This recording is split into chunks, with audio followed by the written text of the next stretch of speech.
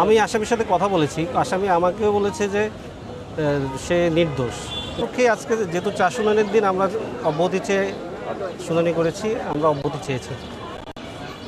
আপনাদের আর্গুমেন্টটা কি ছিল? আপনাদের আমাদের আর্গুমেন্ট হলো যেহেতু এটা দর্শন মামলা এবং যেহেতু দর্শনের অভিযোগ আনা হয়েছে যে তার যে ডিএনএ টেস্ট আসামির যে ভিকটিমের যে ভেজাইনাল সোয়াপের ভিতরে তো বীর্যের উপস্থিতি শনাক্ত হয়নি। এটা একটা গুরুত্বপূর্ণ বিষয়। আর যেহেতু এই মামলাগুলো চাক্ষুষ সাক্ষী ছিল না, আমরা এই জন্য অব্যাহতি চেয়েছি।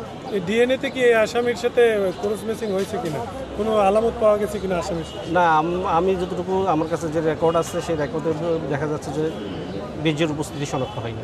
আচ্ছা, আসামি বারবার বলছিলেন যে তিনি খুন করেননি এবং দর্শনও তিনি করেননি। ডলার নামে এক ব্যক্তি দর্শন করেছে এবং খুন করেছে, সেটি আমি আসামির সাথে কথা বলেছি। আসামি আমাকেও বলেছে যে সে নির্দোষ, কিন্তু ডলার বা অন্য কারো নাম আমার সাথে সে বলেনি।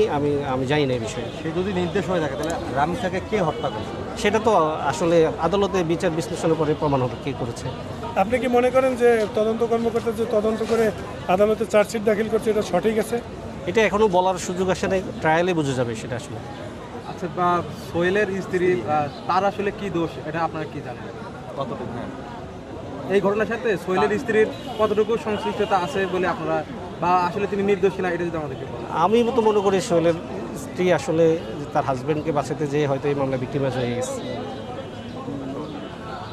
আসামির জন্য কোনো জামিন আবেদন করা হয়েছিল কিনা? আসামির জন্য আজকে কোনো জামিন আবেদন করিনি, আমরা করব, পরবর্তীতে করব।